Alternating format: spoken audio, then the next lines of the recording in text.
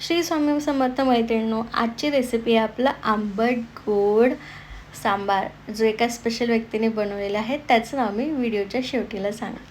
So चला आपण वळूया साहित्य आणि कृतीकडे. आपण 1 ते 1.5 वाटी डाळ कुकरला शिट्टी लावून घेतलेली आहे.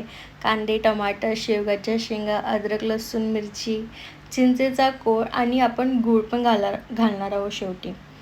त्यासाठी लागणारे मसाले आहेत आपले रेग्युलर मसाले आहेत. फक्त आपण एक सांबार मसाला एक्स्ट्रा घेतलेला आहे. एका कढईमध्ये तेल घालून आपण त्यात मोहरी घालूया, जिरं, कढीपत्ता, मिरची आणि हे झालं की आपण त्यात अद्रकचे तुकडे घालूयात, लसूण घालूयात. लसूण झाला की आपण त्यात कांदे घालूया.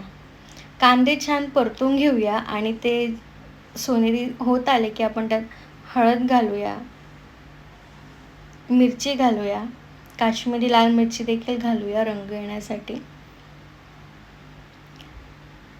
आणि धने पावडर घालूया. हे होत आलं की आपण त्यात टमाटे घालूया आणि टमाट्यासोबत आपण घालूया छान सांबार मसाला, जो आपल्याला बाजारात मिळतो. तो झाला की आपण छान एकत्र करून घेऊया आणि थोडं शिजत आले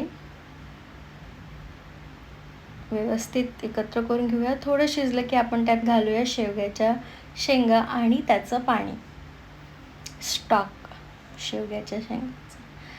ते झालं की आपण त्यात छान मिक्स करून घेऊया, शिजू देऊया आणि त्यात आपण मग डाळ टाकूया आणि छान उकळू देऊया. शेवटी आपण चिंचेचा कोळ टाकूया आणि गूळ देखील टाकूया आणि हे सर्व शिजत आलं. छान चवीनुसार मीठ टाकून उकळू देऊया आणि तयार आहे आपला आंबट गोड सांबार.